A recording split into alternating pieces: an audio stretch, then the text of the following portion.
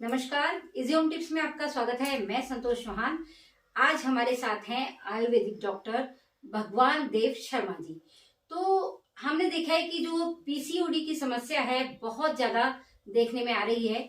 छोटी छोटी बच्चियां हैं, उनको भी पीसीओडी की समस्या हो रही है।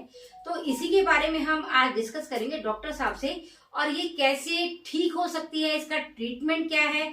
और अगर आप इसका ट्रीटमेंट चाहते हैं तो मैं आपको एक नंबर प्रोवाइड करूंगी वीडियो में, तो आप उस पर कॉल कर सकते हैं। डॉक्टर साहब से आपकी बातचीत करा दी जाएगी। तो चलिए चलते हैं अपनी वीडियो की तरफ और डॉक्टर साहब से पीसीओडी के बारे में बात करते हैं। नमस्कार डॉक्टर साहब, हमारे चैनल पर आने के लिए आपका बहुत बहुत धन्यवाद। तो देखिए, पीसीओडी के बारे में मैं आपसे जानना चाहती हूँ, हमारे दर्शक हैं वो भी यही जानना चाहते हैं कि छोटी छोटी बच्चियों में पीसीओडी की समस्या देखी जा रही है। तो सबसे पहला मेरा क्वेश्चन ये रहेगा कि पीसीओडी आखिर होता क्या है? देखिए, आपने बहुत अच्छा प्रश्न उठाया। आम बच्चों के लिए, आम महिलाओं के लिए ये जो रोग हो जाता है, सबसे पहला तो ये होता है कि जिसमें खान पान की अव्यवस्थाएं हो जाती हैं, उनसे होता है। और जहाँ ये अंडाशय से जुड़ा हुआ विषय है, इसमें जो है ठीक से अंडे का विकसित न होना, ठीक से विकास न होना आगे चल के कई रोगों का कारण बन सकता है। इसमें जो है अंडा ठीक से परिपक्व नहीं होता तो संतान होने में अवरोध पैदा हो जाता है, तो वहाँ दंपतियों का जीवन जो है दुखमय हो जाता है। हम कैसे जानेंगे या कोई भी कैसे जाने कि उनको पीसीओडी की समस्या है? देखिए, सबसे पहली बात ये होती है, महीने का माहवारी का विकास हो जाता है, तब जो है उस समय हर महीने मासिक स्राव होता है। हॉर्मोन्स के एस्ट्रोजन प्रोजेस्टेरोन जो हॉर्मोन्स बनते हैं महिलाओं में, उनका जब डिस्टरबेंस हो जाता है, उसकी वजह से आगे जो है ठीक से विकसित न होना अंडे का, तो ये परेशानी होती है। अच्छा, तो मतलब ये जब जो बच्चियां हैं, जो एमसी जिनका स्टार्ट होता है, पीरियड स्टार्ट होता है, तो आपका ये कहना है कि जब पीरियड स्टार्ट होता है तो जो अंडा बनता है, हर माह अंडा बनता है, तो अंडा ठीक से मतलब बन नहीं पाता। आपने जैसे बोला परिपक्व, तो ठीक से नहीं बन पाता है। इस कारण से फिर आगे जाके बहुत सारी प्रॉब्लम फेस करनी पड़ती है। तो इसके लक्षण क्या होते हैं पीसीओडी के, भाई कैसे जाना है? हाँ जी, हाँ जी, कैसे जाना है? हाँ जी। देखिए, इसमें तो सबसे पहला हमारा जो मासिक स्राव है बच्चियों का, वो ठीक से नहीं हो पाता है महिलाओं में। अच्छा। कभी कम होता है, कभी ज्यादा होता है, कभी समय को चढ़ के हो जाता है, या कभी पहले भी हो जाता है। अच्छा, या तो पहले हो जाएगा या बाद में होगा। दोनों तरह से और होगा भी तो ठीक से नहीं होगा, कम होगा, कभी ज्यादा होगा। कमर में दर्द होगा, पेड़ों पे दर्द होगा। अच्छा, कमर में दर्द होता है? दर्द भी होता है, पेड़ों पे भी दर्द होता है। और हमारे चेहरे पर, बच्चियों के चेहरे पे अनचाहे बाल। अच्छा, अनचाहे बाल भी हो सकते हैं इससे। अच्छा, इसकी हाँ, समस्या ये बहुत बड़ी समस्या है। अच्छा, हाँ, ये लक्षण होते हैं। अच्छा, तो डॉक्टर साहब ये तो हमने जाना कि पीसीओडी होता क्या है और इसके लक्षण क्या हैं। अब मैं आपसे जानना चाहूंगी कि हम ये पीसीओडी की जो समस्या है, इससे कैसे बचें? क्या इसका ट्रीटमेंट है? आयुर्वेद में इसका ट्रीटमेंट है कि इसको जड़ से खत्म किया जा सकता है? हाँ, ठीक किया जा सकता है। तब किया जा सकता है कि एक नियमित आहार विहार, दूसरा भोजन की व्यवस्था ठीक हो हमारी, तो हम इसको अपने जो हार्मोन्स हैं उनको ठीक से रखें। उनमें औषधियों का भी प्राविधान है और खान पान का भी है। और आयुर्वेद में तो अनेक ऐसी अपने घरेलू उपचार हैं जिनसे जो है उसका निजात पाई जा सकती है। अच्छा, हाँ। तो आजकल ही क्यों इतनी ज्यादा समस्या हो रही है? ये खान पीन की वजह से? ये हमारा जो स्वास्थ्य है, बच्चियां जो है अधिक मसाले वाली वस्तुओं का सेवन जो करती हैं। अच्छा, अधिक मसाले का खाते हैं। हाँ, खान पान जो चिकनाई है उससे भी, बाजारू जो भोजन है उससे भी होता है। आजकल बच्चे ज्यादातर बाजार का ही पसंद करते हैं, चटाकेदार खाना पसंद आता है उनको। तो उस समय जो है इस तरह की परेशानियां पैदा हो जाती है। अच्छा, ठीक इससे बचना पड़ेगा। तब हम जो है, और इसके लिए व्यायाम भी है, आयुर्वेदिक औषधि ये है। अच्छा, इनका नियमित सेवन करने से इसको दूर किया जा सकता है, ठीक किया जा सकता है, दूर किया जा सकता है। जो भी स्वास्थ्य समस्या है उनका निवारण हो सकता है। अच्छा, तो डॉक्टर साहब इसमें जैसे आयुर्वेद से हम माने तो आयुर्वेद की जैसे हम मेडिसिन लेते हैं, तो आयुर्वेद की मेडिसिन कोई बाहर से भी ले सकता है कि कौन सी मेडिसिन इसमें लेनी चाहिए? कोई स्पेशल कोई मेडिसिन है, या फिर जैसे आप से कोई मंगाना चाहे आप बना के दे देंगे? हाँ, क्या सिस्टम होगा इसका? दोनों ही हो सकती है। अगर कोई व्यक्ति ये कहता है कि हमसे ही लेना चाहता है, हाँ, तो हमारी कुछ औषधियां बनी हुई हैं, हम उनको जो है प्रोवाइड कराते हैं। अच्छा। दूसरा ये है कि कोई व्यक्ति ये चाहता है कि बाजार से लेनी है तो हम उनको लिख के दे देंगे, बता देंगे, अपना कमेंट वो हमारे सेक्शन में डालें। हाँ सेक्शन जी, में हाँ जी, डालें। हाँ जी, हाँ जी। तो हम उनका निवारण पूरी तरह से करेंगे, जिससे जो है स्वास्थ्य मिले, महिलाओं को स्वास्थ्य मिले। तो जैसे पीसीओडी की जो समस्या है, तो आयुर्वेदिक जो मेडिसिन कोई लेता है तो उसको कितने दिन तक खाने में उसे आराम आ जाएगा, फर्क पड़ जाएगा? इसको जो है कम से कम 3 महीने से 6 महीने तक लेना पड़ेगा। 3 महीने से 6 महीने? 3 महीने से 6 महीने तक लगातार लेते रहेंगे तो इससे एकदम आराम मिलेगा इनको। क्योंकि पीसीओडी की जिनको समस्या होती है उनको फिर प्रेगनेंसी में भी दिक्कत होती है। बहुत बड़ी संतान निश्चित नहीं हो पाती है। हाँ। और संतान नहीं निश्चित हो पाती है तो दंपति को दुख होगा, परिवार में भी अनेक दुख ऐसे हो जाते हैं।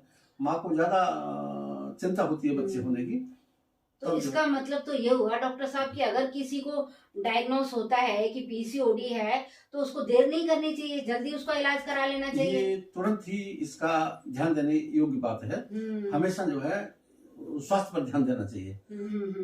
तो कुछ जो जैसे जिनको पीसीओडी होता है तो कुछ घरेलू उपाय भी है, कुछ उनको खान पीन में थोड़ा क्या ध्यान रखना चाहिए? एक तो मिर्च मसाले का नहीं खाना है, एक बाहर का नहीं खाना है, और ये जो खट्टा खटाई वगैरह जैसे खाते हैं तो इनका भी कुछ परहेज करना होता है। हाँ, ये आवश्यक चीज हो जाती है। हमारा स्वास्थ्य वर्ग जो है सही है, ठीक है, खान पान की व्यवस्था ठीक है, तो हम इससे निजात पा सकते हैं। और घरेलू औषधियां भी हैं, उसको प्रयोग करें तो ये जो है ठीक जल्दी हो सकता है।